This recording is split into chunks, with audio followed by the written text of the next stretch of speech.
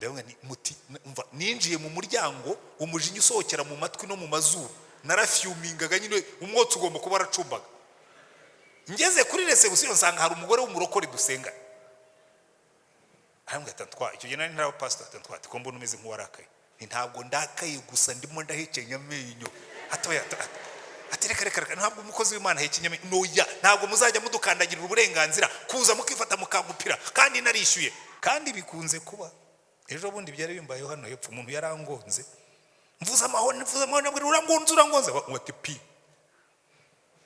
ndasohoka numva namubwira icyo mutekerezaho ati se ko kwishuri twize ko nakarye kantu bambika amapusi n'imbwa nako kitwa kola ntikabisa niko kitwa ntariko twebwe mutwitondere ntakangaka iyo nkambaye kakavuga ngo umwami w'abami niwe bosi wanjye kandi burya imbwa y'umwami aba ari umwami w'imbwa mushatse ubwo mwatwibwira ntagombye kubaha detail nari umusambanyi ndabishira igize ko nari kandi narabikijwe hari abantu bagiye ngwirega buriya ngo uyu muntu yasambanye ngo ntashobora kubikizwa urabikizwa final hanyuma maze gukizwa nkabone se ngomba kuba nakijwe nabi ko mbona abakobwa bakinkuru ko ndyama se nkumva n'imitingito igihari ubu ndakijijwe umenye ko Yesu wizeye ari muzima he is watching you everywhere you go ngo aho ujya hose abarimo kukureba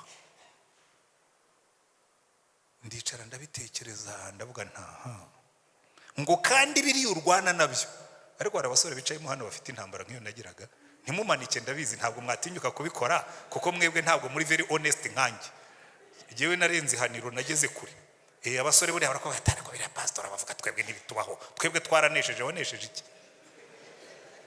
Imana yarambwiye ngo ibyo ntibizagutera inkeke ngo ni ikimenyetso cy'ukuri muzima ngo ibyo kumbwira ngo nimbyice bipfe ngo mbyishe bigapfa ntiwazarongora kandi ndashaka kuzarongora ukagira umugore abajene rwose ntuzajya wumva imitingi tugivuga ngo haleluya iki ni ikimenyetso cy'uko ndi muzima ariko irambwira ngo rero from now on aho uzajya hose habe kumanywa habe ninjoro aho bakuzi naho batakuzi ujye umenya ko nkureba kandi irambaza ngo ushobora gusambana umuntu akureba ntoya nigeze kujya muri Australia ndagenda indege ikora skara ahantu muri Singapore noneho hinjiramo umugore buri abantu baguye ko ari abantu bashotoranye babaho mu bwoko bwose hinjiramo umugore w'abantu baba bari degurudi nyine bagenda nta mbebya nta araza nyicara iruhande arambwira tubundi ko twaje tuganira twari mugira ngo harimo nk'amasaha nkane hafi ngaho ko twaje tuganira mpa kabizu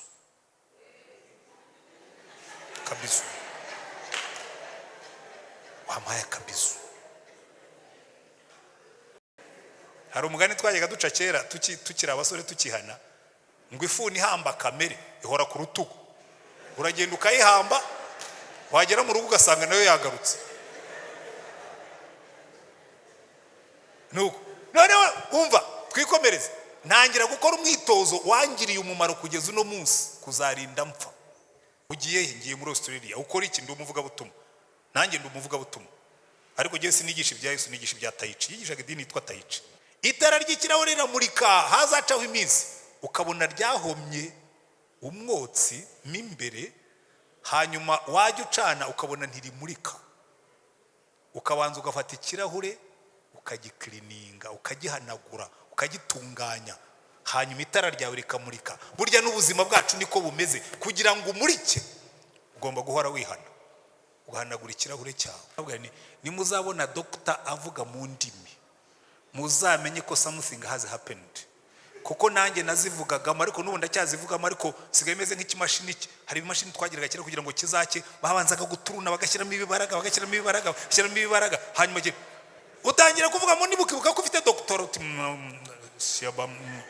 haleluya tumwangirikani wavuye mu gaturika umwami wanjye arandeba ntawe uzakujyana mu byaha umwami wawe akureba ntabwo ushobora gukora ibyaha Yesu akureba uyu munsi uhanagura ikirahure cy'itara ryawe wongera umurike ariko number 3 twese nanjye ndimo tugira inzara n'inyota byo kuzura umwuka kuko igishashi gicana itabaza ryacu kiva mu mwuka wera.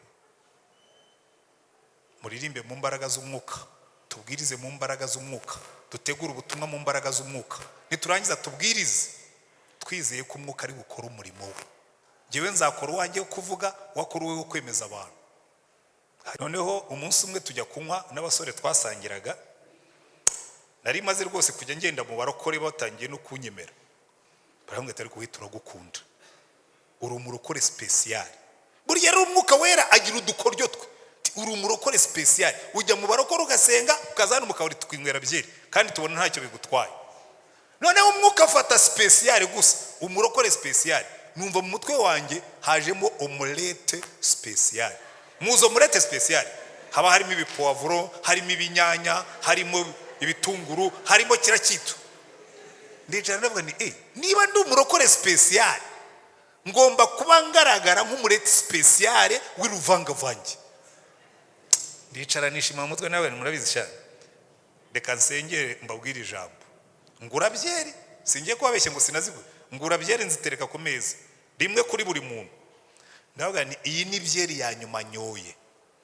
Sinzongera kuba umurokore speciale, ngiye kuba umurokore ordinaire. Ibi mbivuyemo. Hari abantu rero bishimira yuko ngo jewe ndi umurokore ngo ariko ngo n'akayoga ngo ntacyo biba bitwaye. Abadamu ikintu kizakwicura ubuhamya cya mbere ni igikoni n'umukozi. Kandi ibyo mvuga mbifitiye gihamya. Muvuga nabi, mutuka abakozi, mubita amazina, ariko muranatinyuka. Jewe mbabwiza ukuri, natutse umukozi nahita mwirukana. Uzi umuntu utukana ukamwita ikigoryi, ukamwita ingegera, ukamwita ikibura buryo, warangiza ukamuha ibiryo akabiteka ukabirya, nawe buryo uri umuswa. Jewe burya abadamu n'abagabo ndabatangarira. Umugabo aritakuma agakubita umugore urushyi, yarangiza akajya mu gikoni akamuzanira ibiryo akabirya. Nkabona uyu mugabo agomba kuba ari ikigori. Wakubise umuntu arangije arakugaburira. Burya abagore ni beza. Iba ari twe twajyaga dukubitwa mwareba impfu zajya ziba ku isi. Kimwe nuko ukwezi kutumurikira, burya natwe tumurikira ukwezi, abari ku kwezi batubona tumeze nk'uko ukwezi tukubona. Kubera iki twe turi planets. Ubundi ku bwa kamere yawe urazimye, ntabwo ushobora kumurika. Ariko iyo utumbiriye Yesu, umucyo wa Yesu urakumurikira nawe ukamurikira abandi. Haleluya. Reka nshimire kandi ubuyobozi bw'itorero no kuguha umwanya nk'uyu nguyu, nabyo ni ibintu by'igiciro. Hari igihe iyo umuntu ajya abwiriza ubutumwa kenshi, iyo bamutumiye yumva nyine hariho atari gusa ubundi nyine barantumira kuko baranze. Ariko se niwe wenyine baba bazi. Uyu mujyi urimo ba pastori, urimo ba apostles, urimo ba prophets, hasigaye harimo n'abaserafi. Ntabwo murumva abantu barabanuye kuba abaserafi, ngo ntabwo muri informed. Izo kategori zose zirahari. Ubwo rero ntibari kubura umuserafi batumira, cyangwa se umwaposo, cyangwa umuprofeti, cyangwa umubishop, kuko abo bose barahari kandi ku bwinshi. Batwika rwose nk'uko basigaye bavuga muri kino gihe, uretse ko abantu batwika bagiye ndabatinya. Wenda ushobora gucana umuriro, ariko iyo batwitse nyine ubwo biba byabaye negative. So ndabashimira rero yuko mwatekereje kuntumira, kuko buryo umuntu agwaye ukazi yo kuvuga ijambo ry'Imana abakongerera amahirwe yo kuba umusitari mu ijuru. Haleluya. Buriya ntabwo abantu babizi, Bibiliya mu gitabo cya Danieli iravuga ngo abazaba barahindukirije benshi ku gukiranuka mu ijuru bazaba abasitari, bazarabagirana nk'inyenyeri. Haleluya. None se urabagiranye nk'inyenyeri uburi iki? Uri umusitari. Amen. Rero niba ushaka kuba umusitari mu ijuru, shaka abantu hindukiriza ku gukiranuka, hanyuma mu ijuru zarabagirana nk'inyenyeri. Amen. Hanyuma intego batoranije iragoye cyane kuyigishaho, kubera ko burya hari intego baguha ugasanga Bibiliya yose ni nko kwifata uko yakabaye ukayigisha. Mujye muri Matayo ibice 5:14, ndayigisha nihuta. iminota bampaye ndayikoresha muhumure. Hari abantu bazi ko pastor afashe mikrofone ubwo biba birangiye bararaho. Oya, ngiye mvuga iby'Imana yampaye kuvuga, iyo mbirangije shyiraho agapfukamunwa nkamanuka ku gatuti. Amen. Matayo 5:14 Yesu aravuga ngo muri umucyo w'isi. Iyo ni statement ya mbere, muri umucyo w'isi. Ntabwo avuze ngo muzaba umucyo w'isi, mushobora kuba umucyo w'isi, wenda mwaba umucyo w'isi. Ni statement na affirmation, ni igihamya, muri umucyo w'isi. Haleluya. Ujye wicara ugende mu nzira uvuge ngo ubu bwo ngenda ndi umucyo w'isi. Ariko yongeraho ikintu aravuga ngo umudugudu wubatswe mu mpinga y'umusozi ntubasha kwihisha. Statement number 2, ntawe ukongeza itabaza ngo baritwikirize intonga, ahubwo barishyira ku gitereko cyaryo rikamurikira abari mu nzu bose. Statement ya 3, abari ku mucyo wanyu ubonekera imbere y'abantu kugira ngo babone imirimo yanyu myiza bahereko bahimbaze so mu ijuru. Haleluya. Naye magambo tugiye kwigaho turareba ingingo 3. Ingingo ya mbere iravuga ngo isi y'umwijima. Ingingo ya kabiri tuza kureba iravuga ngo twahamagariwe kuba umucyo w'isi. Aho niho turi buze kureba ibyo tugomba kuzuza kugira ngo tube umucyo w'isi. Murabizi buriya biroroshye cyane kuza umuntu agashyushya agacana hanyuma mwarangiza mugatambuka ngo hari ahantu twari turi hari imbaraga bwo ntiwabona. Ariko buriya icyo ukeneye si ukumva umupastor uvuga cyane. Kera nkitangira kubwiriza tukiri bato nyine ibyuma byari bitaraza. Siko twebwe twatangiye kubwiriza nta byuma bibaho. Hari uwibuka tubwiriza kera nta byuma ufite ukajya uhagarara ku musozi ukabwiriza abantu bicaye nko mu biti, nta byuma ufite ukabwiriza nk'abantu 2500 ukaza kurangiza wasaraye. Rero ntabwo njya nsarara, nabaye vaccinated nkivuka. Urabizi iyo umwana kivuka hari inkingo bamuha. Rero mvuka narariraga cyane. Iminsi ya mbere mama ajya avuga ati uyu mwana yambuzaga gusinzira. None ngo burya mama ntabwo nabaga ndimo kurira. Imana yari irimo gutoza ijwi ryanjye ngo nzabwirize ntasarara.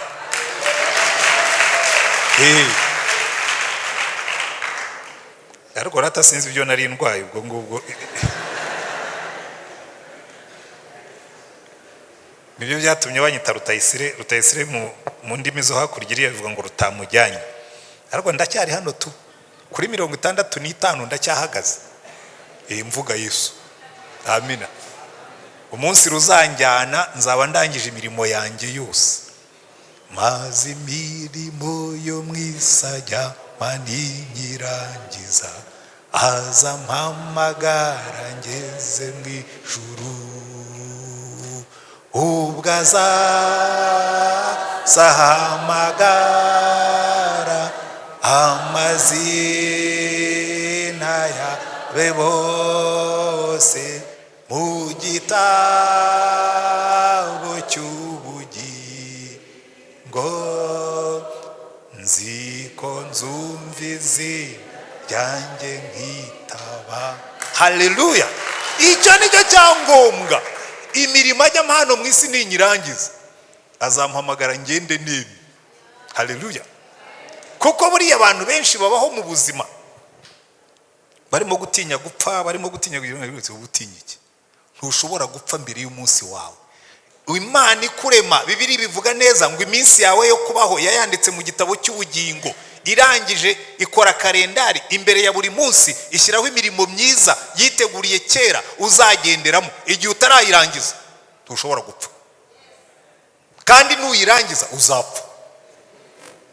Hari igihe ushobora gupfa imirimo utayirangije kuko warakoresheje igihe cyawe nabi. Ariko ubundi iyo ugikoresheje neza, iyi mirimo yawe irangiye, Imana ikaguhamagara, ugenda nyine on time. Haleluya. Imana yacu ntigiza mbere nta nubwo igiza nyuma. Haleluya. Hari ahantu Paulo, buriya nkunda Paulo cyane, ariko mwihangane nimara kuvuga icyo ndahita ninjira muri text. Paulo yaragiye abwira abantu ati ngomba guhagarara imbere ya Kaisari hamya yuko Yesu akiza. Baragenda bageze mu bwato, ubwato nyine buragenda kurohama. Pawulo aravuga ati ubu ntacyo dushobora kuba, jewe ndi umukozi w'Imana, naraye nsenze, Imana irambonekera irambwira ngo ndi umukozi wayo, ngo kuko ngomba kuzahagarara imbere ya Kaisari, irambwira ngo abo bantu bose nta numwe uzapfa, bose ndabaguhaye. Hanyuma ntibapfa, baragenda bageze ku kirwa cya Malta, baricara ngo bacana umuriro, hanyuma havamo incira. Ubundi mu Cyongereza ngo ni viper, burya incira ni imiri biratandukanye. Ubusabwe bw'incira burakomeye ariko bw'imiri ni bubi kurushaho. Incira irasohoka imufata igikonjo, babona ngo ikintu kirereta ku kuboko kwe, baravuga ati uyu mugabo agomba kuba ari umwicanyi, akirutse urupfu rw'inyanja, none inzoka iramurumye, uyu yaragudutse tu. Ariko Pawulo agomba kuvuga ati ibyo byose iki kiyoka ngo agikunkumurira mu muriro, aravuga ati wanzoka we utaye umwanya ko sinshobora gupfa ntarahamya Yesu imbere ya Kaisari. Haleluya. Noneho ngo bategereza ko aguduka, arababona isaha irashize atagudutse, haciyeho habiri baravuga ati ubwo muzana ibitambo dutambiye n'Imana iri hagati muri twebwe. Haleluya. Iyo umunsi wawe iyo iby'Imana yakuvuzeho bitari byarangira, you don't die. Abantu bazagerageza kukwica, wenda bizagukomeretsa, wenda bizakumugaza, ariko ntuzapfa utararangiza iby'Imana yagutumiye gukora. Haleluya. Ariko hagati aho ushobora kuyitenguha, ukagenda nka Yona, ikakubwira kujya Niniwe mu burasirazuba, ukajya Itarushishi mu majyepfo, ikakubwira kujya kuvuga ubutumwa. Uzi icyo bakoraga Itarushishi? Itarushishi hari center ya business. Kabura atari ko buriya ibi bintu byo kuba pastori nta nzajya Dubai, kansanga narigiriye Dubai kuko niho hari business, cyangwa Gwanzu. Icyo gihe urahusha tu ukabihusha, ariko simvuze ko bajya Dubai batagomba kujyayo. Oyo niba Imana yo guhamagarira ko umucuruzi jya Dubai, niba araguhamagarira ko pastor jya mu rusengero, niho izagusanga. Ariko iyo pastor yambaye kora nkamusanga Dubai, shyiraho question mark. Ara ushobora kubura aho utagombaga kuba, uri murarangura ibintu, watumye abakristo bakajya kurangura, aho ugasigara ubaza Imana ibyo mugomba gukora. Ariko ibyo ni Rutayisire Antoine utekereza gutyo, kandi abantu bose ntibagomba gutekereza nkanjye. Jewe ubundi muri kamere yanjye ndi ntagondwa kuva Imana imbwiye ngo mbe pastori nayo baraga umuryango w'ivuga butuma mbisezeraho njya kwicara muri paruwasi. Wowe uratekereza? Ntabwo ntekereza, agenda senga. Iyi Imana ivuze ndumvira, point, akadomo. Ikintu cya mbere tubona, iteka ryose ibintu byose bitangirira mu mwijima. Bibiliya tubwira mu itangiriro igice cya mbere umurongo wa mbere ngo mbere na mbere Imana, jya ubundi naho nshyira akadomo. Amen. Iyo nabisabiye uruhusa, kuko ubundi Imana inavuga ngo uzagira icyo yongera kuri iri jambo ngo nzamuhanisha ibihano biteganijwe muri iri tegeko cyangwa muri ibi byanditswe. Jye nabwo Imana rero Mana unyemerere ahantu hamwe na hamwe nge mpinduramo inyuguti nkeya, ahandi ni mu rutwitso n'utubago. Hano mbere na mbere Imana mu buzima bwawe, uko niko byagombye gutangira. Iyo bitangiye bityo uko byabemeze kose, mbere na mbere iyi Imana ihari, ushobora kuvuga ngo nshobora kuba ndi mu mwijima, nshobora kuba ndi mu bibazo, nshobora kuba ndi mu ngorane, ariko ubwo Imana ari ya mbere mu buzima bwanjye byose bizarangira neza. Haleluya. Ariko n'isi ubwayo yatangiye bavuga ngo isi yari itagira ishusho kandi yaremwe n'Imana. Mbere na mbere Imana yaremye ijuru n'isi, isi yari itagira ishusho, yariho ubusa busa, umwijima wari hejuru y'umuhengeri, maze umwuka w'Imana yagendagendaga hejuru y'amazi. Ikintu cya mbere Imana yaremye nyuma yo kurema isi, buriya yo yavutse iri mu mwijima. Twese badusamiye mu mwijima. Halo, mu nda ya mama wawe habonekaga uruhi, ahabonekaga ihetara. Hirya iyo mama wawe gusama, wasamiwe mu mwijima wo mu nda ya mama wawe. Ni naho wamaze amezi 9 ufungiranye mu ibaro mu gipurizo kinini kirimo amazi, uri ifi. Siko burya dutangira turi ifi, tuba mu mazi. Haleluya. Hasi mu mwijima wo mu nda umeze nk'ifi, uba mu mazi mu kibaro kinini. Imana yonyine arizi birimo kuba, na mama wawe ntabazi uko bimeze, na papa wawe ntabazi uko bimeze. Burya n'abaganga bakubwira ngo barakubona baba bacishiriza. Imana yonyine nibizi birimo kubera hariya hasi mu mwijima. nawe hari amabanga y'Imana akomeye cyane. Inkoko ibundikira igi ryuzuye amazi. Mwari mwamenye n'igi mukareba barya umureti, biba ari amazi gusa y'ururenda n'ibindi by'umuhondo. Inkoko ikaribundikira mu mwijima w'igi, hakaberamo ibitangaza, ikazageza umunsi ikavuga ngo kumva udushwi turavuze. Agashwi gafite amababa kavuye mu mazi aba yavuye he? Imana yacu igikora ibitangaza hirya mu mwijima. Ariko isi itangira yariho umwijima. Ikintu cyahinduye ibintu byose, baratubwira ngo umwuka w'Uwiteka yarabundikiye umwijima. Haleluya. Buriya hari abantu benshi uzi cyangwa utazi babaho mu mwijima, ujye ubabona bagendera mu byaha, ujye ubona bagendera mu bibazo. Burya umwuka w'Imana iyo yamanutse akabundikira uwo mwijima, ntabwo uzi iby'Imana ibirimo gukora. Haleluya. Kuko ngo umwuka w'Imana yabundikiye isi iri mu mwijima, iriho ubusa gusa. Hanyuma the next thing yabaye, cyakurikiyeho ngo Imana iravuga iti habeho umucyo. Ikintu cya mbere Imana yaremye nyuma yo kurema isi iriho umwijima, yaremye umucyo. Haleluya. Kuko imirimo yose myiza, ibintu byose byiza bigaragarira mu mucyo. Iri kote nshobora kurigaragura mu byondo, ariko iyo ari mu mwijima nshobora gukomeza nkigendera singire n'isoni. Kuko iyo ndebye mu mwijima ntuzamenya ko ikote ryanjye ryanduye, ariko ninjya mu mucyo bizagaragara yuko nivuruguse mu byondo. Haleluya. Ibintu byose bitangira kugaragara uko biri iyo byagiye mu mucyo, ariko mbere yaho ibintu byinshi bikorekera mu mwijima. Burya dukura turi mu mwijima. Nijoro uraryama ugasinzira ukazimya amatara, Imana igatangira gukora, ikagukwega, ikagustretchinga bugacya hiyongereho milimetero. Hazacaho imyaka 5 ukabona wabaye muremure mu mwijima. Hari ibintu Imana ibirimo gukora muri wowe. Amen. Niyo mpamvu iyo umuntu abayeho ugafata umwana mutoya ukamushyira ahantu adasinzira, ukamwima umwijima, ntabwo akura neza. Burya ntabwo muzi ingaruka umujyi uzatugeraho. Ubundi mu mwijima niho ibintu byinshi bikorekera. Dusinziriye ukaryama ugasinzira, noneho Imana igatangira gukora, igatangira kugustretchinga ngo ube muremure, ikatangira kuguhaga ngo ube munini. Ntumenye igihe ibiro byiyongereye, wajya kubona ukabona umuntu umukobwa yabaye ikibajo, byarabereye mu mwijima usinziriye. Ngaho ntihagire n'umwe muri mwebwe umbwira ukuntu abyibuha. Umbwira uti njya nicara nkumva ndimo kubyibuha. Urabyuka ugasanga imyenda ntikigukwirwa, vuga ibi byabaye ryari mu mwijima. Haleluya. Ariko ikibazo cyo mu mwijima, haberayo ibintu byinshi, ariko haberayo n'ibindi byinshi bibi, sibyo? Kuko mbere yo kurema ibintu byose Imana yarabanje ishyiraho umucyo. Iravuga ngo Imana iravuga iti habeho umucyo, umucyo ubaho. Imana ibona umucyo ari mwiza. Imana ibona umucyo ari mwiza.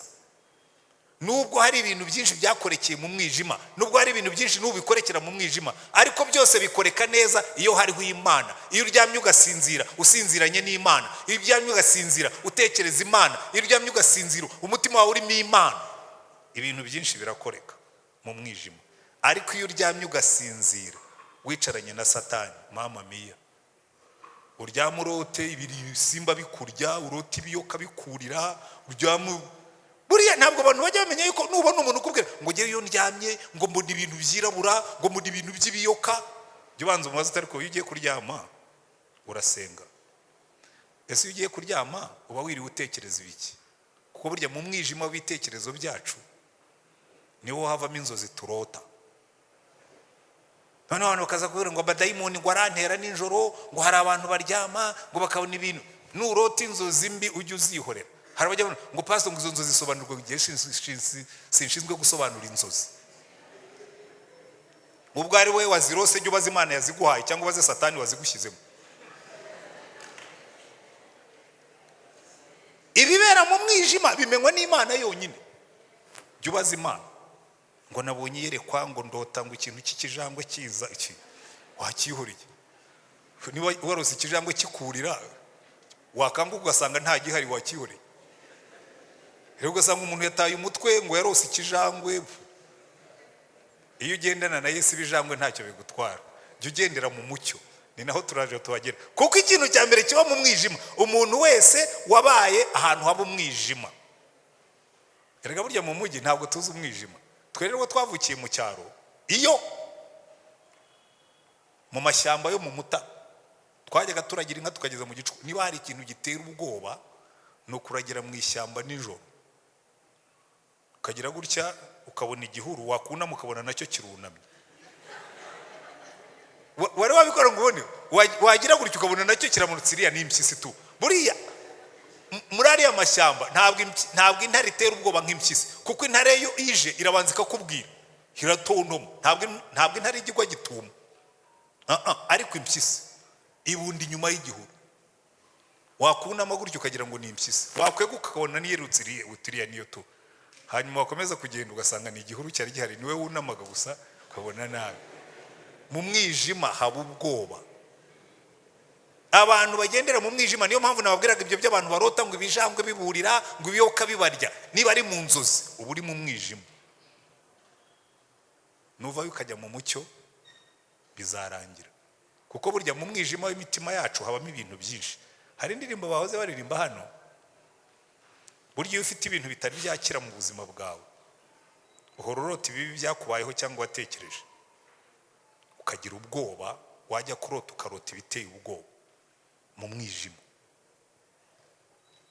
Genda nijoro ukabona ikintu kirambaraye hasi mu mwijima, utiriya n'inzoka tu, ukagenda wigengesera ukavuga utiriya ndayica he ko mbona ari na kinini. Wagera uruhande ugasanga ni igiti kiryamye, ishami ry'igiti rirambitse hasi, ukagira ngo ni inzoka. Kuko mu mwijima haba ubwoba. Ariko niho utenze kwigerera ku mucyo, ikintu cyo mu mwijima hakorerwa ibyaha. Na Bibiliya nimuyisoma neza uzasanga batubwira ko imirimo yose y'ibyaha Imana Bibiliya iyita imirimo y'umwijima. Kuko abantu bose bitwikira ijoro, abajura biba nijoro, abicanyi bacunga ijoro, abasambanyi bazimya amatara, iteka ryose ibyaha bikorerwa mu mwijima. Murebe mu Bakorinto ba kabiri ibice 6, ngo tugiye kwinjira mu mucyo. Bakorinto ba kabiri ibice 6, Pawulo arandika akavuga ngo ariko ubundi ngo umucyo n'umwijima bishobora guhurira hehe? Umucyo n'umwijima byafatanya bite? Kuko hari imirimo twebwe abashaka kuba umucyo w'isi tutagomba kubonekamo. Halo, nta kintu gikoze isoni, reka mbwira abaririmbye kuko nibo bafite uyu munsi, nta kintu gikoze isoni nko kuririmba hano warangiza ukisanga mu mirimo y'umwijima. Twigeze kujya ahantu mu giterane, harimo umudamu yararirimbaga rwose akane ukabona arashayininga. None bambwira ngo twari mwashe uriya mudamu kabisa yanyemeje, araririmba ukabona face ye iramurika. Ntabwo rero uriya mudamu buri yuru wa hano, nturebe yuko face ye shining yaririmba, turiya n'umunezero w'abaririmbyi, atari ku bundi ubuzima bwe bwuzuye umwijima. Batangira kuntekerereza ibintu, ndavuga nise koko umuntu uririmba kuriya ashobora kuba umusambanyi, umuntu uririmba kuriya ashobora guca umugabo inyuma, kandi buri umuriro uraka. Noneho Pawulo akandika 6:14 Abakorinto ba kabiri akavuga ngo ntimwifatanye n'abatizera mudahwanye. Mbese gukiranuka no gukiranirwa byafatanya bite? Cyangwa umucyo n'umwijima byabana bite? Kandi Kristo ahuriye na Beriyari? Cyangwa uwizera n'utizera bafitanye mugabane ki? Mbese urusengero rw'Imana rwahuza rute n'ibishushanyo bisengwa ko turi urusengero rw'Imana ihoraho? Bundi hari ibintu bibiri bizirana. Iyo umucyo utungutse umwijima urahunga. Aha niyo kabara agacyo gatoya kanyenyeza bukeya ahahegereye umwijima uyigirayo. Ntabwo ubundi bishoboka yuko waba uri mu mucyo ngo ugendere mu mwijima. Ntabwo waba uri umucyo ngo ugendere mu mirimo y'umwijima. Wenda waza bene data, ikibazo dufite muri iyi minsi, Abefeso 5 umurongo wa 8 kugeza ku wa 13, Pawulo abisubiramo aravuga ngo kuko kera mwari umwijima none mukaba muri umucyo mu mwami wacu. Kera twari umwijima, twatangiriye mu mwijima. Kera mwari umwijima, none mwabaye umucyo mu mwami wacu. Nuko mugende nk'abana b'umucyo, kuko imbuto z'umucyo ari ingeso nziza zose no gukiranuka n'ukuri. Amen. Mushakashake uko mwamenya ibyo umwami wacu ashima, ntimukifatanye n'imirimo yabo umwijima itagira umumaro, ahubwo muyihane, kuko ibikorwa nabo rwihishwa biteye isoni no kubivuga. Ariko byose iyo bitangajwe n'umucyo, nabyo ubwabyo bihinduka umucyo, kuko ikimurikiwe n'umucyo cyose gihinduka umucyo. Haleluya. Hari imirimo duhamagarirwa kuvamo bene data. Ikibazo dufite cy'uno munsi, dufite ubukristo bwa reja reja, dufite ubukristo bwa wongo wongo, dufite ubukristo bwa gatogo, bwa melange. Kera nkiri umusore nkikizwa, akijwe muri 1983, mfite imyaka 25. Noneho jewe ubundi burya ngira kirabaye nyinshi muri jewe. Nakundaga, ntabwo nigeze nkunda kunywa inzoga, ariko nakundaga akabari. Ko buriya mu kabari haba utuntu twishi. Mu kabari haba ibiganiro by'imbura mu maro, ariko umuntu wabibayemo iteka ryose wumva utabyihu. Mu kabari baricara bagashyiraho guverinoma, bakayikuraho, bakakubwira uwo bagiye gukuraho, bakakubwira uwo bagiye kuzamura. Bwacya mu gitondo kumva wa wundi bari bagiye kuzamura bamwirukanye, kumva wa wundi barindaga gukuraho bamuhaye promotion. Kandi bugacyo ugasubirayo muri bya biganiro mugakomeza. Icyo bipindi narabikundaga nyine, ibintu by'urubyiruko biba biraho ngaho. Noneho rero nza gukizwa, ariko nkumva icyo gipindi cyo mu kabari sinzakireka. Ko nubundi nge sinigeze mu musinzi, ariko nakundaga gipindi cyo mu kabari. Nkanakunda na byeri, ariko nagwa ngakera.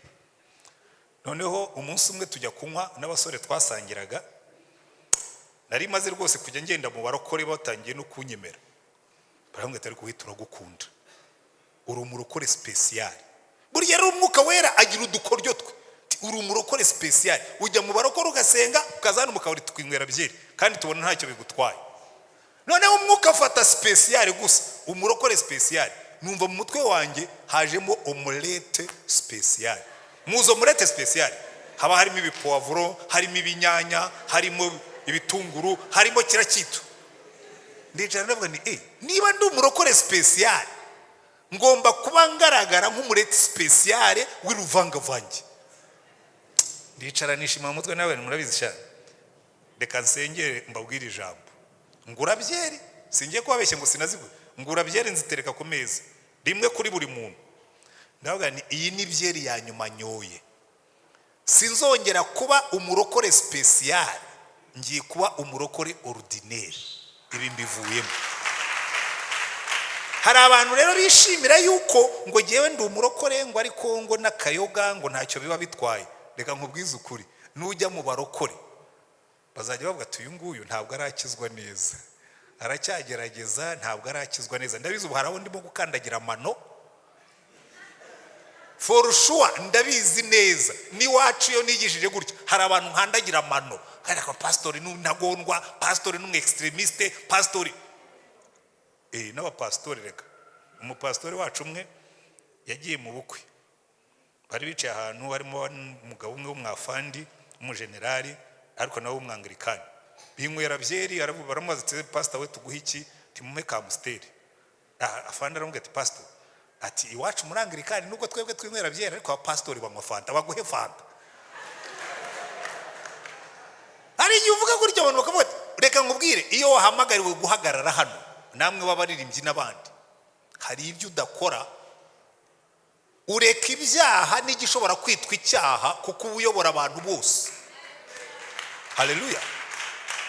Hari aho utazansanga nubwo nta cyaha cyaba kirimo, hari ibyo utazansanga kuko hari ibintu bigaragara nabi mu maso yabo ushinzwe ku. Niba uririmba hano hari ibyo ugomba kuvamo. Sikambabwire mwa bakobwa mwe n'abandi, nuririmba hano ejo nkagusanga urimo kubyina hano haruguru ku gisementi, for sure nzavuga nturiya ni umurokore special.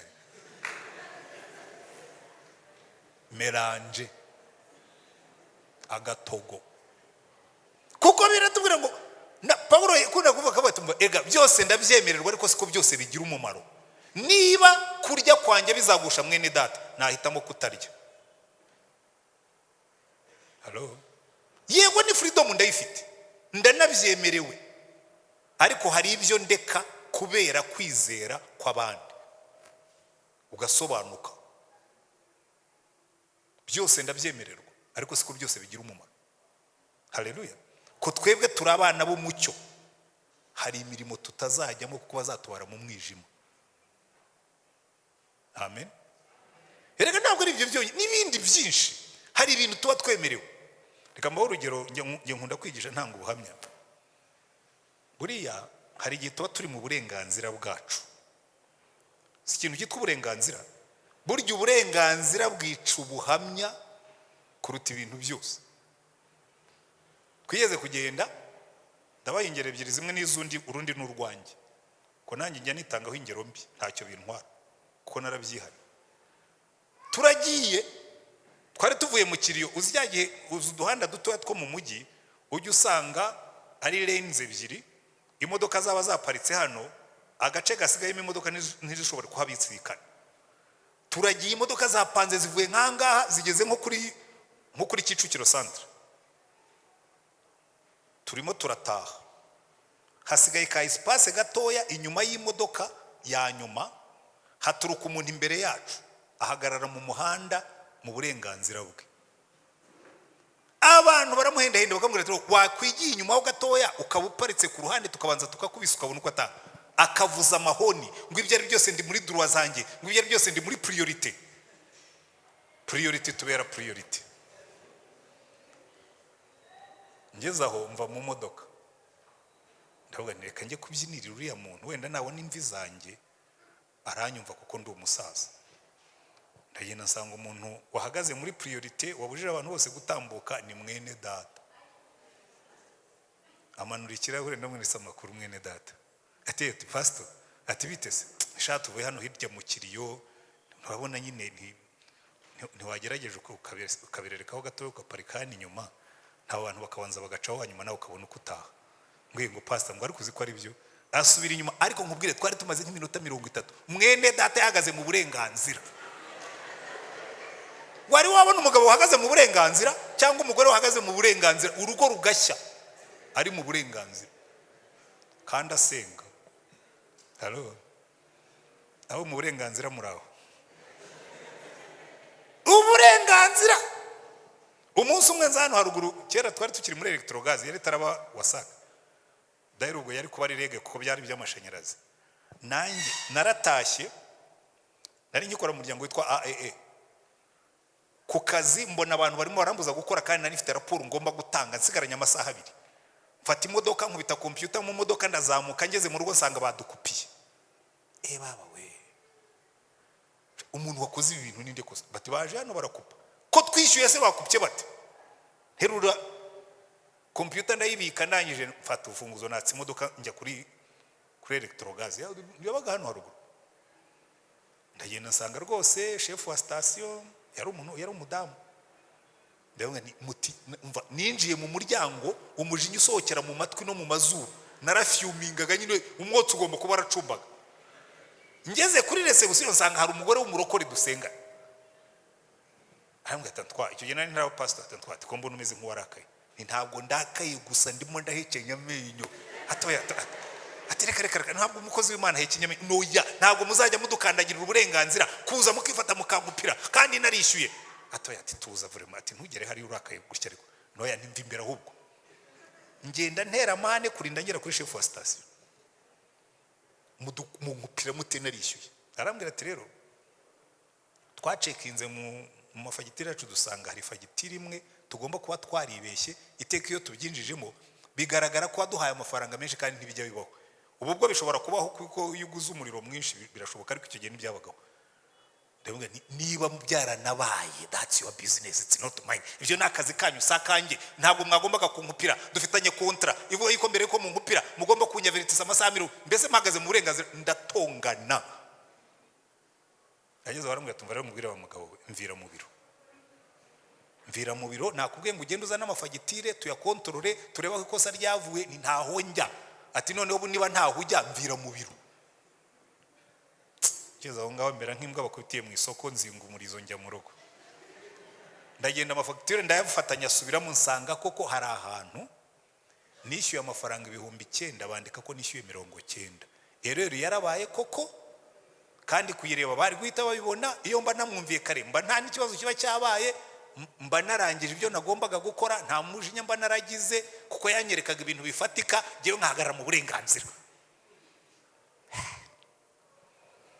Umwuka arambwira ngo erega buriya wabuvuze ni buriya basigaranye. Ubundi sinemerewe kugendera mu mbuto za kamere kuko ndi umukozi w'Imana. Mbona umudamu araturitse ararira ngo cyakora ko kuri umukozi w'Imana ngo siwe wa mbere uje gutera amahane ariko niwe wa mbere uje gusaba imbabazi ukemera yuko nunakora n'amakosa ujye usaba Imana. Unyuraho wanyuze usigwa agasamunyiga ariko abana bo mu mujyi ntabwo muza agasamunyiga. Samunyiga na gasimba kanuka iyo gateye umunuko wako aho unyuze hose urakumva. Imbwa yahuraga n'agasamunyiga cyeri wacu habaga ubusamunyiga bwishi ku macukiro. Imbwa yajya kugafata kakayikubita perfume yako. Imbwa yaranukaga iminsi yose ikamara nk'icyumweru cyose.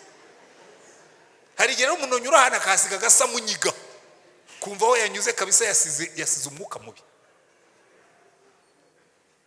Turi umucyo ntabwo tugomba kugendera mu mirimo y'umwijima rwose. Kandi bikunze kuba ejo bundi byari bimbayeho hano hepfo umuntu yarangonze mvuza amahone urangonze wati pi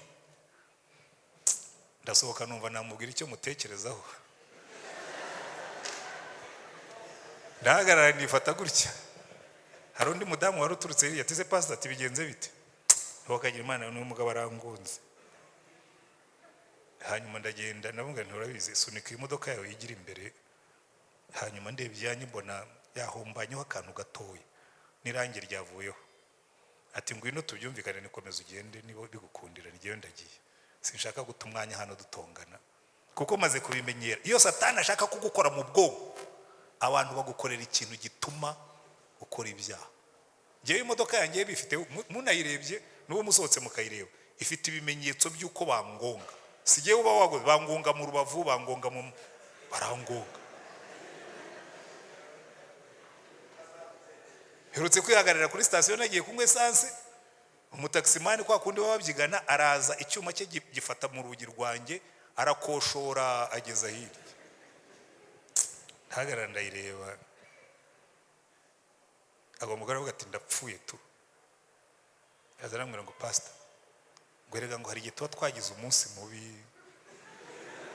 Nikabisa ntiwagize umunsi mubi nikuraho imodoka yawe wigendere ngo twakwandikirana nkazagukoreshereza unabyihorere. Umaze kumbwira ko wagize umunsi mubi nongereho no kugusonga igendere rwose utazavuga ko mubakongerera umunsi mubi. Imana igufasha ahubwo ucururuke uve mu munsi mubi. Jya ugerageza wera imbuto z'umucyo kuko iyi si yuzuye imbuto z'umwijima. Haleluya. Abadamu bamwereka mbahanurire mutarava hano uraza gutaha usange terimosi umukozi yayimeni. Terimosi mwihita igukura mu mwuka. Ntabwo bijya bibaho. Ndatangara cyane. Niba ari ikintu cyoroshye ntuzabona abadamu umva mbibayeho mission. Abadamu ikintu kizakwicura ubuhamya cya mbere ni igikoni n'umukozi. Kandi ibyo mvuga mbifitiye gihamya. Muvuga nabi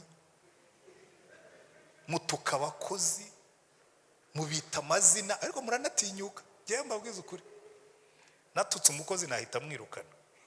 Uzi umuntu utuka none ukamwita ikigori ukamwita ingegero ukamwita ukibura buryo waranyuze ukamuha ibiryo akabiteka ukabirya nawe buryo uri umuswa.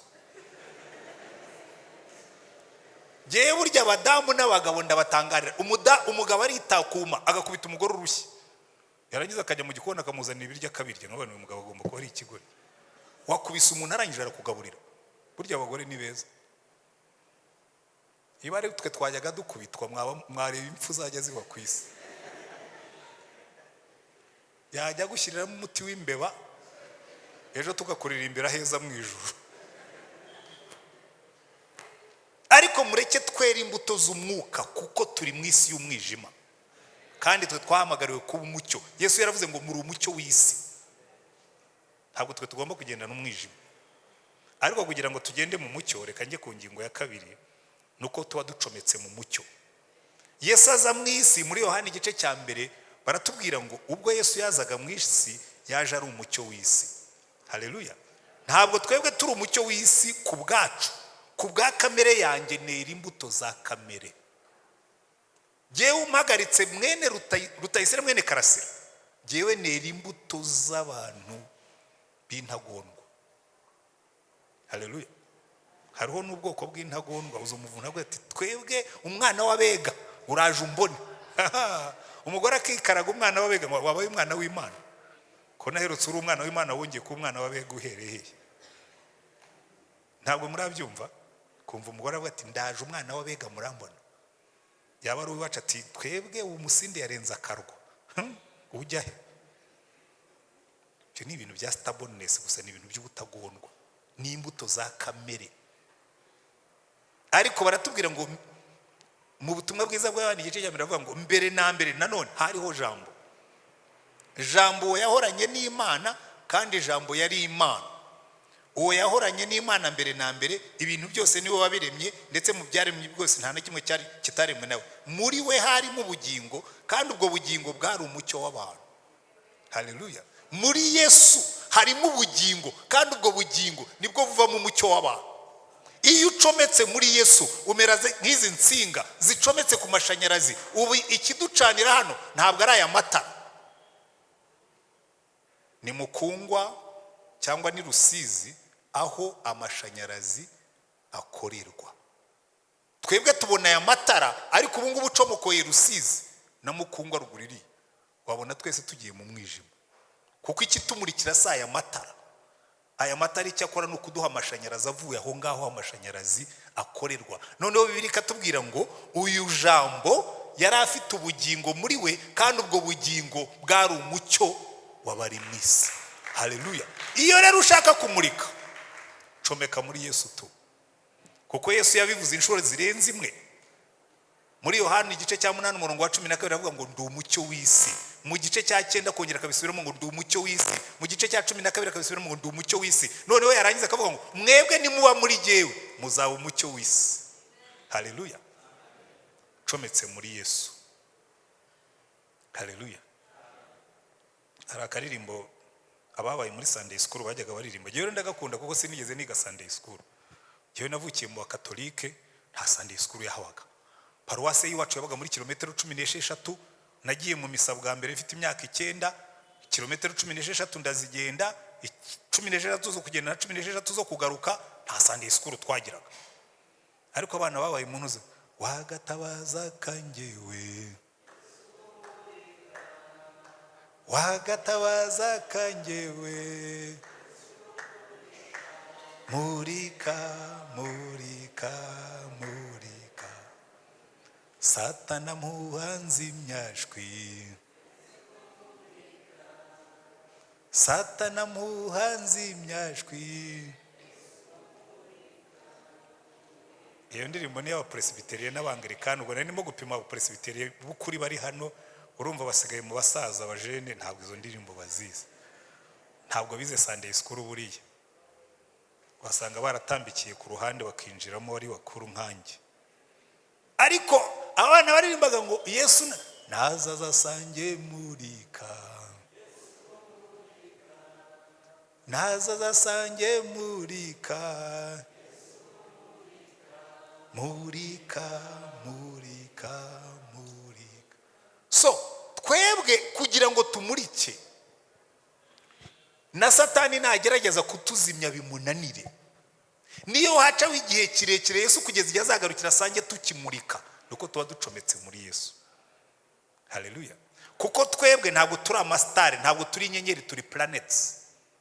Buriya nimubona ukwezi n'izuba byombi biramurika, kimwe kimurika nijoro kindi kimurika ku manywa, ariko burya ukwezi ntikumurika. Ukwezi ni nk'indorerwamo, kwitunga ku zuba, imirasire y'izuba yakubita ku kwezi ikareverberatinga, kuko yo ni planet. Buri ukwezi kurajimije, ukuyeho izuba ntabwo ukwezi kumurika. Niyo uzamutse ukajya ku kwezi, isi nayo iramurika kubera ko nayo ni planet. Umucyo w'isi ukubita ku isi, nako w'izuba ukubita ku isi ikamurika. Kimwe n'uko ukwezi kutumurikira, burya natwe tumurikira ukwezi, abari ku kwezi batubona tumeze nk'uko ukwezi tukubona. Kubera iki? Twe turi planets. Ubundi ku bwa kamere yawe urazimye, ntabwo ushobora kumurika. Ariko iyo utumbiriye Yesu, umucyo wa Yesu urakumurikira nawe ukamurikira abandi. Haleluya. Iyo ucometse muri Yesu bikora nk'amashanyarazi, ukamurika, kuko muri we harimo ubugingo, kandi ubwo bugingo nibwo mucyo w'isi. Impamvu abantu benshi batamurika, ntabwo bafite Yesu. Halo. Abantu benshi bararirimba, abandi turabwiriza, twambaye na kora. Akantu twambara mu ijosi batazi ko kitwa kora, ni umusibo. Cyari njya kuba pastori, abana b'ibanje baramuje ati papa, ati ko twumvise uvuga ngo kare akantu wambara mu ijosi kitwa kora. Ni kora nyine, COLLAR, kora. Ati se ko ku ishuri twize ko nakarya kantu bambika amapusi n'imbwa nako kitwa kora. Ni kabisa niko kitwa. Ariko twebwe mutwitondere, ntakangaka iyo nkambaye kakavuga ngo umwami w'abami niwe bosi wanjye, kandi burya imbwa y'umwami aba ari umwami w'imbwa. Ko yarambwiraga ngo ubwo se ntibaba batutse.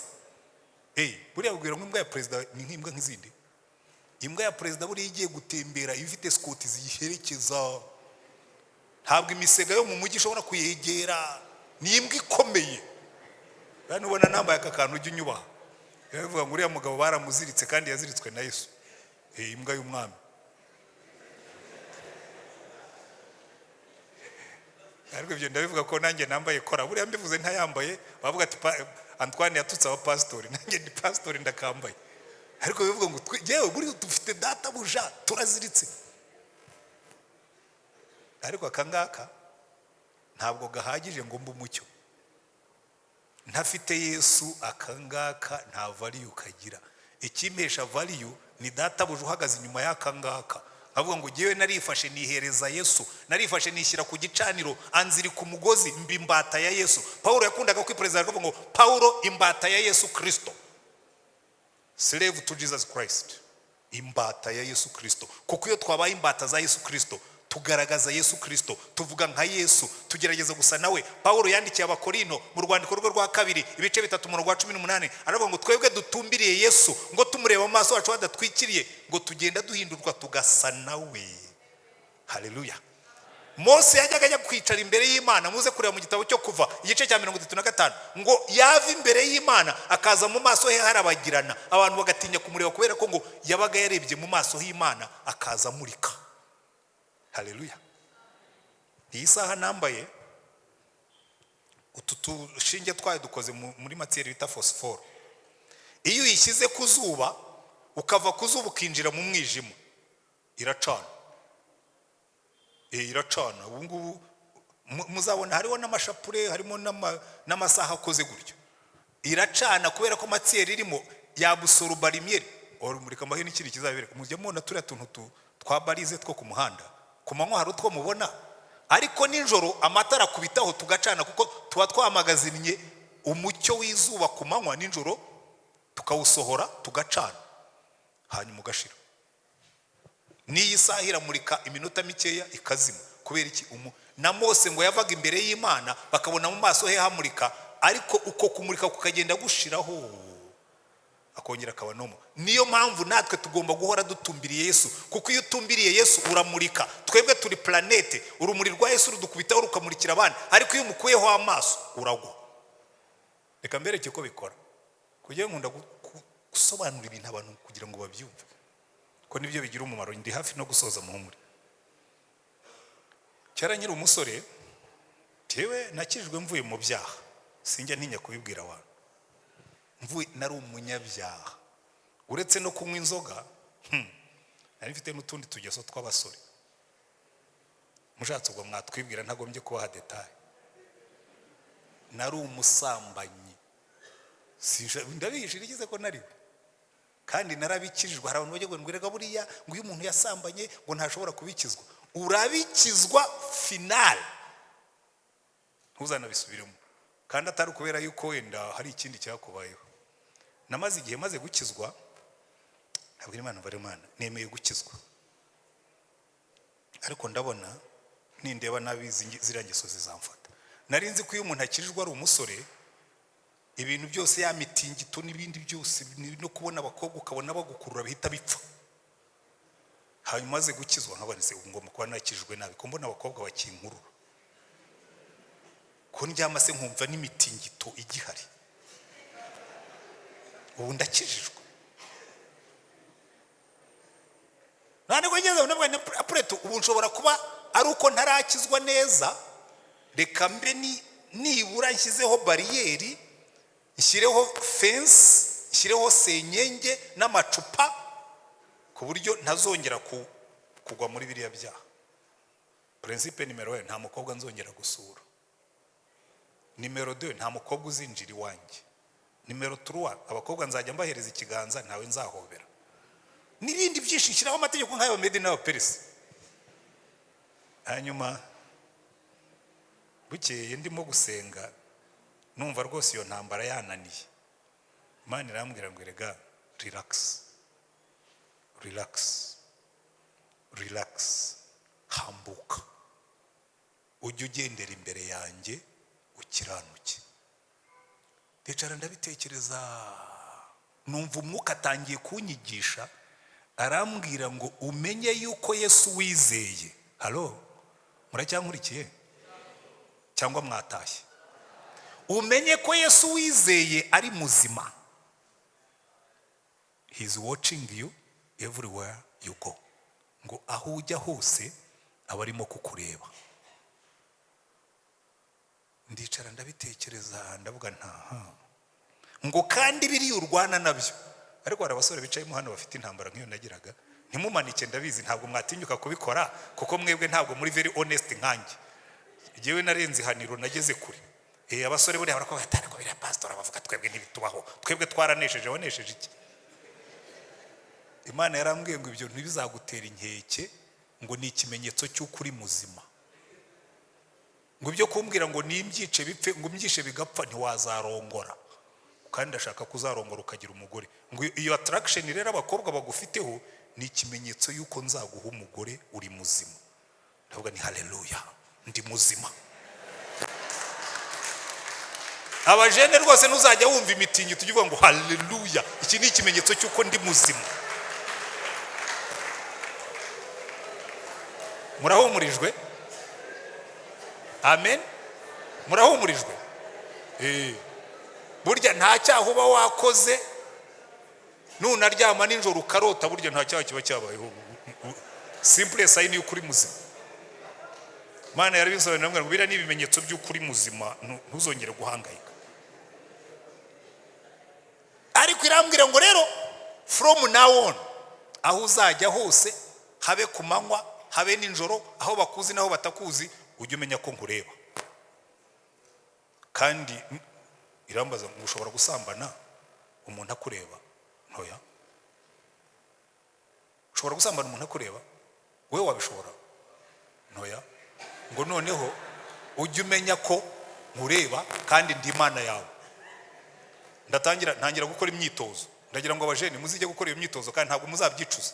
Ndinze nsaza ubuje ndi clean, kuko byaba iby'amafaranga, byaba iby'abagore, byaba ibyo kubeshyera abantu, njya mbwira abantu nkavuga ni ibyaha binini. Cyakora gutongana kuri electrogaze ho nshobora kubikora, kuko ushobora no gutongana n'abapastori dukorana, dushobora gutongana kandi n'abantu bakaducaho dutongana tukumva tukaza kwihananaho, ariko ibyo ni ibintu bigucika nabyo ntiwagombye kubikora. Niyo mpamvu haro Paul yanditse ngo izi ngeso zo muzice, nikazivugwe muri mwebwe, ngo ariko izo muziyambure, ngo umujinya, ngo n'ibindi. Bari ibintu udashobora kwica ngo bipfe. Hari ingeso kubita ukayirenza urugo ikagarukira mu idirishya. Hari umugani twajyaga duca kera tukira abasore tukihana, ngo ifuni ihamba kamere ihora ku rutugu, uragenda ukayihamba wagera mu rugo ugasanga nayo yagarutse. Nuko none umva twikomereze, ntangira gukora umwitozo wangiriye umumaro kugeza uno munsi kuzarinda mpfa. Ntangira kujya ngenda numva Yesu andeba, nkajya ngenda mu nzira mbwira umutima wanjye ubu Yesu arandeba. Aho uzajya hose ujye wikarira jambo yakubwiye ngo iteka ryose arandeba. Bimaze gufata ntangira kujya nkora imyitozo, noneho bya bindi nari narishyizemo mbikuraho, mvuga ngiye gusura uyu mukobwa. Rero n'abakobwa ntabwo ari bazima, habamo abashotoranye, hariho nari nzi babashotoranye. Abana ngiye gusura uriya n'umushotoranye, ariko ndebe nintsindi igitego hariya n'ahandi hose nta kibazo nzagira. Agenda nkicara ubushotoranye bwaza, n'abantu rero nkubwire mutima wanjye wibuke ko Yesu atureba, tukaganira. Igihe cyaza kugira ngo reka nkusengere ntahe, ngeze numva byarafashe, n'uno munsi byarafashe, uko aho wanshyira hose byarafashe, najya aho banzi naho batanzi byarafashe, ntabwo bisubira inyuma iyo wamenye ko Yesu akureba. Hari abantu bajya baza ngo nimunkorere deliverance, ngo hari ibyaha byananiye. Reka nkubwire deliverance ibirangiza byose. Muri Yesu harimo ubugingo, jambo uwo ngo yariho mbere n'Imana, ngo kandi muri we harimo ubugingo, kandi ubwo bugingo bwari umucyo wari mwisi. Genda ucomeke muri Yesu ujye wibuka ko akureba. Niwumva ibigeragezo byakuwanye byinshi, ujye uririmba uvuge ngo mutima wanjye wibuke ko Yesu andeba. Et tu verras victoire garantie. Kuko ntushobora kwifata ngo wishobore, ariko amaso ya Yesu agukura mu byaha. Niyo mpamvu Yesu yavuze ngo ndi umucyo w'isi, nimugendera muri jyewe namwe muzaba umucyo. Abantu bakajya bakwibaza ngo ariko ubwo ngubwo ngo uri muzima uti mfite Yesu, kandi ufite Yesu aba afite ubugingo. Kambaye story imwe nge ku murongo ukurikiyeho ndimo ndasoza. Nigeze kujya muri Australia, ndagenda indege ikora escale ahantu muri Singapore, noneho hinjiramo umugore. Buriya abantu baguye ko ari abantu bashotoranye babaho mu bwoko bwose. Hinjiramo umugore w'abantu baba bari degurudi nyine bagenda nta mbebya nta, araza nyicara iruhande aransuhuza, ndamwikiriza. Ukora iki? Uvuye mu Rwanda? Ugiye he? Ngiye muri Australia. Ukora iki? Ndi umuvuga butumwa. Nanjye ndi umuvuga butumwa, ariko je sinigisha ibya Yesu, nigisha ibya Taichi. Yigishaga idini yitwa Taichi. Aratangiye ambwira Taichi kabisa, ambwira Taichi, nanjye mubwira Yesu, ambwira Taichi mubwira Yesu, mbwira Taichi mubwira Yesu, ambwira ibyiza bya Taichi mubwira ibyiza bya Yesu, ambwira Taichi mubwira aho Yesu yankuye, ambwira Taichi mubwira ibyo Yesu akora. Ageze arambwira turabizi, nkunda abantu bameze nkawe. Ubwo ibyo bya Taichi arabiretse, aranyikundiye. Nkunda abantu bameze nkawe, bazi ibyo bavuga, bemera ibyo bavuga, bagendera mu byo bavuga, nagukunze kabisa. Ariko ubwo tuba tugeze aho nagombaga kuvira mu mujyi witwa Perth. Arambwira tubundi ko twaje tuganira, mugira ngo harimo nk'amasaha nkane hafi nkaho, ko twaje tuganira mpa kabizu.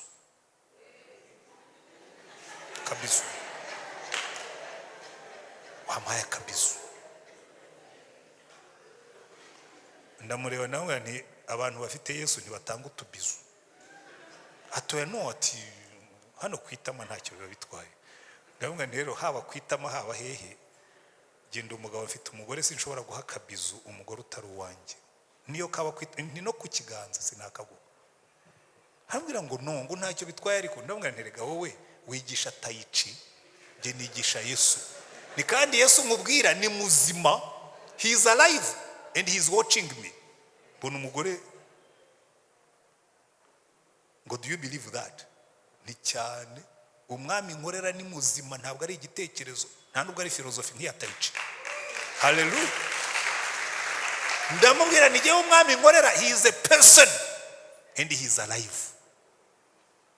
Aramwira muzi ikintu ni ngo ugiye Perth, ni ngo uzaza Sydney niho hari wabo, ngo nzaza kukumva wigisha mu itariki nzazira. Umugore araza anzanira na kado. Arambwira ngo kabisa bimera nka bimwe bya Agripa, ngo habuzeho gato wari unyimeje kuba umukristo, kuko nabonye umuntu wemera ibyo avuga akabigenderaho. Buriya abantu benshi bazabona umucyo wacu nitubabwira Yesu. Umuntu akakubwira ibyaha ukamubwira Yesu, abahungu bakaza bakubwira ukamubwira tugiye mfite Yesu. mfite data buje arandeba bene ibyo sinshobora kubikora ndeba ariko muri mukobwa muri no mizi ngo udafite boyfriend ngo rega ngo buriya ngo pastor ngo ariko hari icyo bitwaye usomye boyfriend okay nabo umugabo wawe uzamusome naba boyfriend ujye umubwira ngo no ariko ndabizugo bamwe mutangiye gukonja mu mutima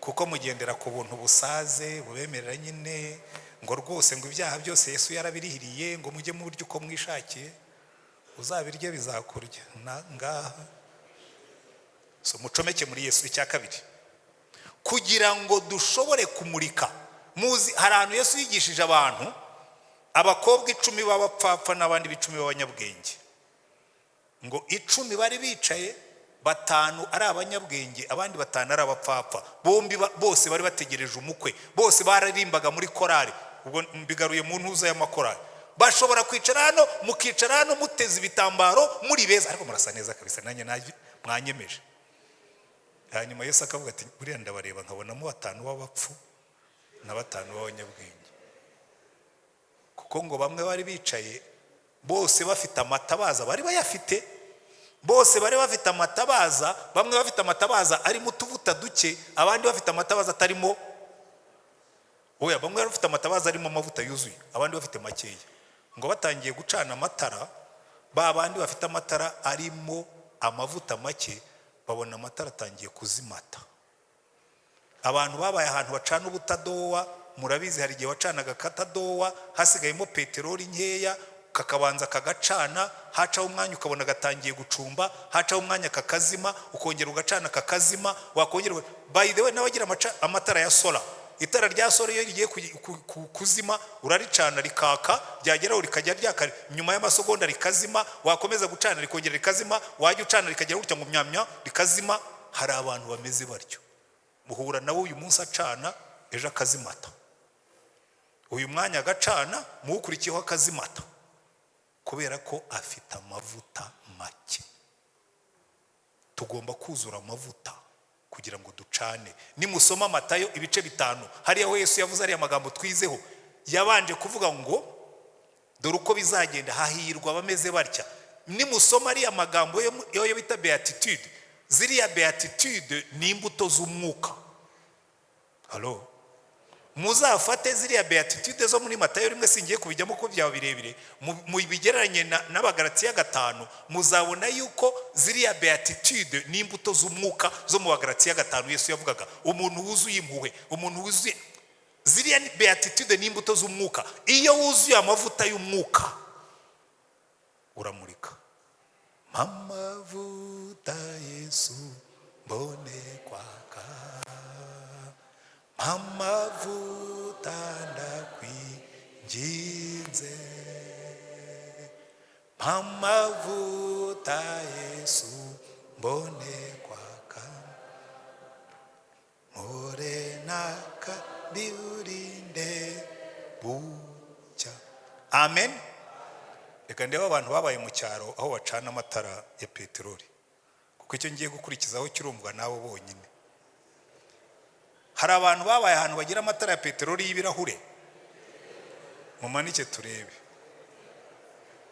Buriya hari abantu bacanye udutadowa abacanye udutadowa buriya reka mbabwire icyo kintu agatadowa iyo wagacanye hari igihe ku katadowa hazaho ibintu bimeze nk'amakara urutambi rwarata none wazacana katadowa ukabona ntikaka neza kuko hejuru hajeho ibintu bimeze nk'amakara bigasaba kugira ngo banze bikureho noneho ni ucana katadowa kake neza amen.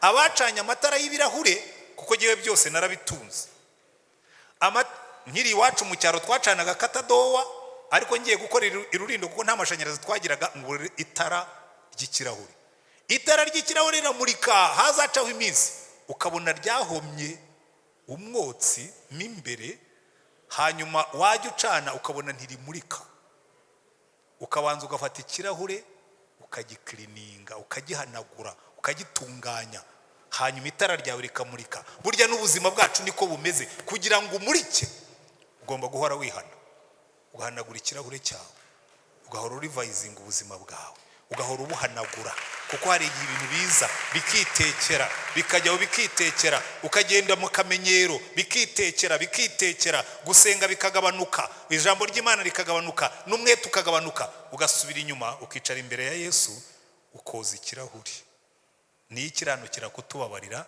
kandi amaraso ya Yesu atwezaho ibyaha byose niba ubona utakimurika checking urebe ibyaha urimo mwambwiye ngo amen ariko hanyuma ndashoje abantu nanone bacanye amata yewe nuno munsi abatekesha gazi kuko umujyi ubu niho tugeze dusigaye dutekesha gazi abatekesha gazi bavuye kumbabura kuko nimbabura zisigaye zihenda abatekesha gazi mumanike turebe murabizi ntushobora gucana gaze kereka bafite za resho zihenze z'amashanyarazi abatekesha gazi bisaba kuyatsa ukazana igishiri nako ukazana flame yaba y'ikibiriti yaba yindi ya peteroli ugacana gazi natwe kugira ngo ducane dukenera umuriro w'umwuka ikintu gikomeye cyane Yesu yasize abigishwa be arababwira ati yo mbareba mbona mufite amavuta arimo ariko ntimushobora gufata umuriro mutegereze mugume hano i Yerusalemu murindira ibyo data yasezeranije muzahabwa imbaraga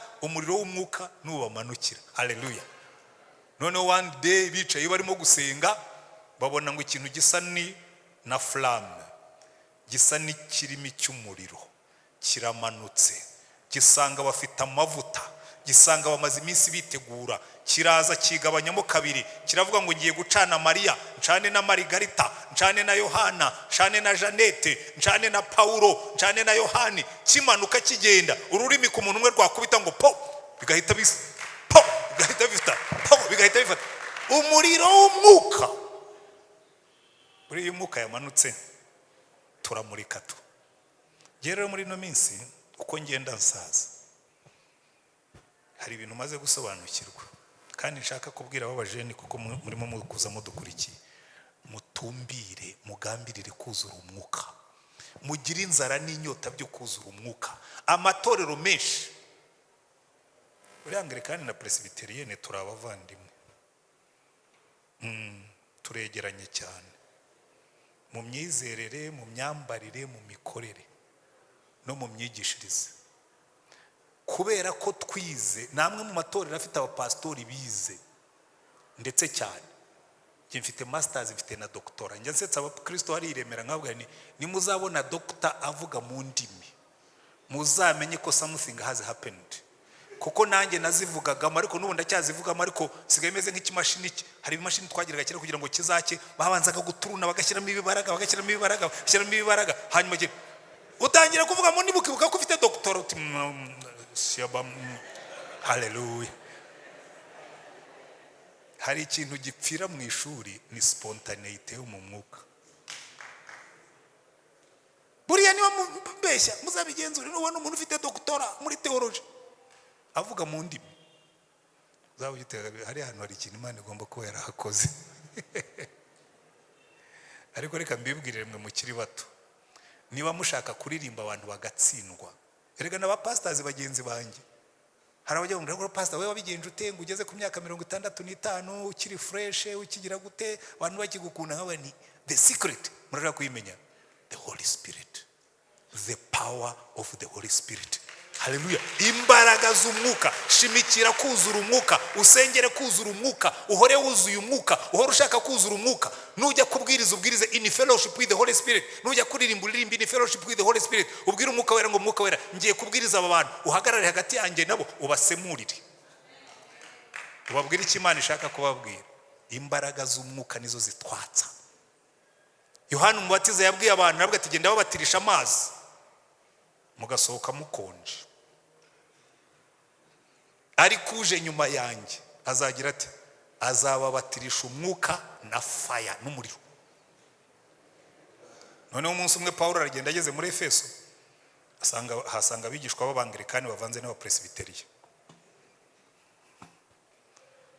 arabwira ati ariko iyo mbarebye mwigeze mwuzura umwuka mukimara kwizera ati nta nubwo tuzi ko n'umwuka yaje ese mwabatijwe mu batizo ki wa Yohana so mwihannye ibyaha buriya tugira abarokore beza bihannye ibyaha bagarukirizaho. Mwihannye ibyaha mwabatijwe umubatizo wa Yohana atenga mbere ndaje mbasubiremo nze mbapfubure. Abasubiramo ngo arabigisha abarambika biganza buzura umwuka ngo mu myaka 2. Efeso yose na Aziya yose ngo bari bumvise ubutumwa bwiza. Ibitangaza birakoreka. Ibitangaza bitangira gukoreka iyo umwuka yamanutse. Ntidushobora gukosora ibyo nyiri torero yavuze. Yesu amaze kwigisha abigishwa be, hari n'abajya bavuga ngo ba Petero ntibari barize ngo na ba Yohana. Ninde wabibabwiye? Pastor. Buriya Petero na Yohana bize muri university rutiyo nizemo. Mfite masters na doctorat nakuye muri university zimwe muri seminari zizemewe cyane yitwa Fuller Theological Seminary. Ariko njye mbabwira ni buriya Petero waba yarampaye ngo nikorere bachelors yaho ba Petero bize. Uzi impamvu ba Petero bigiye ku birenge bya Yesu. None se ko Petero bamwigije kwirukana amadayimoni igihe nabyigijwe nande mu byo nize byose nta wigeze abinyigisha. Nta n'uwigeze ampa nibura umuntu urimo amadayimoni ngo mwirukane. Amadayimoni ananire ninza mubwire niko byanze. Ambwira ati buriya hari icyo utujuje. Hari amadayimoni atavanwamo n'ikindi uretse kwiriza ubusa no gusenga. Muri twese abize theology ninde wize kugenda ku mazi? Yesu arabona ba Petero ubwato bwabananiye bwabagoye azagenda ku mazi. Petero aramubwira ati mwami niba ari wowe mbwira nanjye ngende ku mazi. Ati ngwino ukore pratique yo kugenda ku mazi. Akandagira ku miraba agenda aho atera intambwe arongera aragenda atera intambwe hanyuma arebye imihengeri atangiye kurama. Yesu aramufata ariko kuki wagize ubwoba? Ntibabona ko wagenze ninde muri mwe wigeze agenda ku mazi? Bariya bize mu ishuri rirenze theology ya Petero na Yohana. Ujye utinya abantu birukanya amadayimoni Yesu abareberera. Naho jewe ndicara nkahenda umudayimoni nkamucyaha nkamwirukana hanyuma bakanga kugenda. Mwarangiza ngo ba Petero ntibize bari nibo bari barize. Ariko Yesu amaze kubigisha muzasome muri Luka 24 ngo ahera kuri Mose n'abahanuzi n'ibyanditswe byose ngo abigisha yuko ibyanditswe byose ari we byaganishagaho kandi yuko aba mu isi bose bakwiye kubwirwa ubutumwa bwiza. Hanyuma arangije avuga ati ariko iyi theology ntibashuke, mugume mu murwa murindire ibyo data yasezeranije. Muzaka umuriro w'umwuka nubamanukiraho, muzahabwa imbaraga umwuka nabazaho. Haleluya. Amaze kuzuka baramubwira ati se ubu ni cya gihe tube tudodesha amakote igihe cyo kwinjira mu bwami cyaje? Avuga ati ibyo si yo priority. Muzahabwa imbaraga umwuka wera nabazaho. Uwo ni uza gacana akazana flame amavuta tubitse yose umuriro ukaka tukaba umucyo. Mureke twuzura umwuka tubwiriza ubutumwa. Kandi ndababwira pastor umunsi abajene bazuzura umwuka siko mwarangije kuzura hano muzaguka mugana hehe muzongera services. Kuko iyo twabaye umucyo urattractinga urakurura abantu bakiyongera tukabwiriza ubutumwa mu mbaraga abantu bagatsindwa tugasengera abarwayi tukabona ibitangaza birakoreka abantu bakiyongera. Jewe I believe in church growth kandi iyo mbivuga bifitiye gihamya. Jewe nabanje kuyobora paruwasi ya Kabuga iwacu muri Anglikani kera nkiri umurayiki irakura ifa kuba Kristo nka 30 igera kuri 400.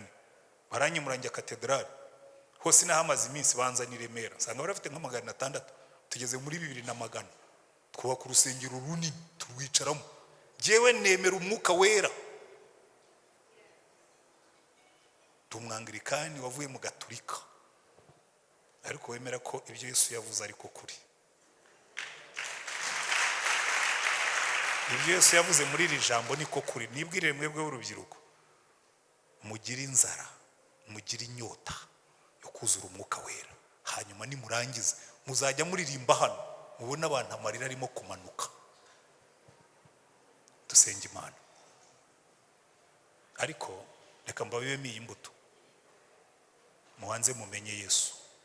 Kuko numenya Yesu by'ukuri ugatumbira Yesu from morning until night, ugatumbira Yesu ukabona mu maso ha Yesu ukajya wumva Yesu akureba, umuntu azaza kubwira ati tujye mu byawe mubwira ati I'm sorry, the master is watching. Umwami wanjye arandeba ntawe uzakujyana mu byaha umwami wawe akureba. Dawidi yaravuze ngo nari mutoya none ndashaje, nanjye ibyo ushobora kubivuga, nari mutoya none ndashaje, sindabona umuntu ukora ibyaha atumbiriye Yesu. Haleluya. Natumbiriye Yesu kuva mfite imyaka 25, maze imyaka 40 ntumbiriye Yesu, sindasubira mu byaha. Nshobora kumanika ibiganza naho nakoze hose nkababwira ngo giye hari ikintu kimwe nzarahirira. Aho nakoze hose uzandega zandega ibindi. Wenda zandega ko nagiraga umujinya, ngira kutihangana rimwe na rimwe, sinjya nihanganira, cyakora nabyo ndimo ndabyiga ko ngenda saza ndashaka kugenda ndyoha aho gusaza nshaririye. Ariko nejo bundi nijya muri retirement nzabwira abagore bose twakoranye nabo twasenganye, manika mbaboko imbere y'iteraniro mbabwire ni unshinja ko namukabakabye azabivuge ndi hano ni hane mwese mundeba. Kandi nicarana na benshi abakontabure twakoranye n'aba engineer twakoranye twubaka urusengero twubaka n'amazu menshi hariya. Uwo nigeze mbwira ngo dusangire ruswa y'amafaranga cyangwa ngo tugorofanye hano cyangwa hariya aza binshinje, sije nsubije yari bundege ndayatanga, ariko ngende ndi clean. Ntabwo ushobora gukora ibyaha Yesu akureba. That's the secret. Number 2, niba wicayemo hano itara ryawe ritakimurika kubera yuko ryahomye imirayi y'ibyaha yo negligence, uyu munsi uhanagura ikirahure cy'itara ryawe wongera umurike. Ariko number 3, twese nanjye ndimo tugira inzara n'inyota byo kuzura umwuka, kuko igishashi gicana itabaza ryacu kiva mu mwuka wera. Muririmbe mu mbaraga z'umwuka, tubwirize mu mbaraga z'umwuka, dutegura ubutumwa mu mbaraga z'umwuka, niturangiza tubwirize twizeye ko umwuka ari gukora umurimo we. Jewe nzakora uwanjye wo kuvuga, wakora uwe wo kwemeza abantu, hanyuma murebe ikizavamo. Dusenge Imana. Ariko niba wicayemo hano kawumva umwuka w'Imana kwemeza ko hari ibyo ukwiriye kwihana no gutunganya, uyu ni wo mwanya, iyi niyo saha, uyu ni wo munota. Unyemerere wicare ku ntebe yawe, sinkubwira ngo hagurukize hano imbere amasaha yagiye, uzamura ikiganza ubwira Imana ngo mwami Yesu, mukiza numvise ijwi ryawe ry'imbabazi rimpamagara ngo nozwe n'amaraso yawe. Nditabye Yesu, ndaje mukiza, amaraso wavuye anyoza ntunga.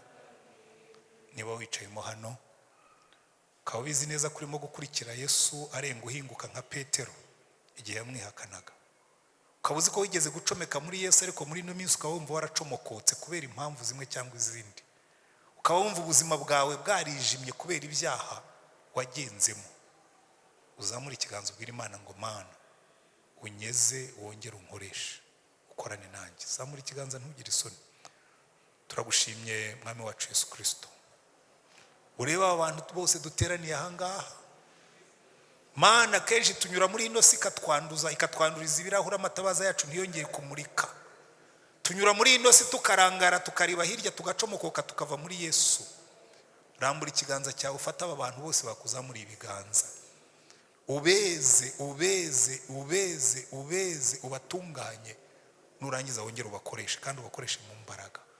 Ubaho umunezero w'agakiza kawe. Dawidi amaze gukora icyaha yarakubwiye ngo Mana umbabarire ntunkureho umwuka wawe, ngo kandi unsubize umunezero w'agakiza kawe. Mana, hari igihe tuba twarakijwe kera ariko tukumva twaragiye ducogora ibyaha by'inyobozi y'ubugingo bikagenda bitunyunyuza. Ariko ndasenga ngo uyu munsi buri wese umusubizemo imbaraga. Utari warigeza kumenya uyu munsi akwakire, ariko wari warakumenye umusubizemo imbaraga. Wumve gusenga dusengera Imana. Kandi hano harimo abakozi bawe, harimo abaririmbyi, harimo abavuga butumwa, harimo abashumba. Mana turasenze ngo twese umuriro w'umwuka utumanukireho. Ururimi rw'umwuka niruhura n'ururimi rw'umubiri, tubwirize ubutumwa abantu bakizwe nkuko byagenze ku munsi wa Pentekote. Muri ino minsi turimo Mana utugirire neza, wongere uhembure umurimo wawe, wongere usuke imbaraga. Mana turambiwe kuba ahantu twicara mu rusengero ariko abanyabyaha buzuye hanze ari benshi, bakanuturuta n'ubwinshi mu tubari, bakaturuta ubwinshi mu tubyiniro, bakaturusha ubwinshi mu buryo bwose. Turasenze ngo muri ino minsi Mana uhembure umurimo wawe, utwambika imbaraga nko kuri wa munsi wa Pentekote. Ba Petero barabwirije umunsi umwe gusa 3,000 birakizwa, arongera arabwiriza ibindi 2,000 biriyongera. Haciyeho iminsi abatambyi barakubura baravuga ngo dore Yerusalemu mwayujujemo inyigisho zanyu, reka iyi Kigali tuyuzuze inyigisho, reka iyi Kigali tuyibonemo agakiza, reka dusarure ruriya rubyiruko rwamazwe n'ubusambanyi, reka dusarure ruriya rubyiruko rwamazwe n'ubusinzi, reka dusarure ruriya rubyiruko ruri mu biyobyabwenge, reka dusarure bari abantu barimo gusenya ingo zabo. Reka Mana imbaraga z'umwuka zimanuke muri ino minsi, uhembura umurimo wawe, utuvane mu bintu by'akamenyero, utuvane mu bintu by'ubukonje, utuvane mu bintu byo kwikomera amashyi kandi sirimo kurimbuka. Waratubwiye ngo mugende ngo muzaba umucyo w'isi, uduhe kumurika, uduhe kumurikira isi, uduhe kumurikira abantu babona ibyaha byabo, uduhe kumurikira abantu babona ubugoryi barimo, uduhe kumurikira abantu Mana aho tunyuze hose abantu babona umucyo wawe. Wumve gusenga dusenga uyu munsi, utwihishurire Mwami, tugutumbire. Abantu nibatubona babone Yesu, abantu nibatwumva bumve Yesu, abantu nibatubona bahinduke. Imbaraga zawe zikorere muri twe Mwami, ubwoko bwawe duhabwe imbaraga, izina ryawe rishyirwe hejuru, ubwoko bwawe buhabwe umugisha mu izina rya Mwami wacu Yesu Kristo, amen. Mwakoze cyane kwihangana. Uyu munsi nigishije nk'abasaza. Hari igihe umuntu yigisha burya abasaza turarondogora, tugatanga ingero nyinshi n'ubuhamya bwinshi, hanyuma wajya kureba ku isaha ukabona warengera wakoze kwihangana. Imana iguhe umugisha. Reka dukomere Imana amashyi menshi cyane. Kandi Rayiti barakoze cyane gutekereza ku mubyeyi wacu, tuba tunamukumbuye cyane, sibyo se? Uyu mutsima turiye waruhiye neza kweri.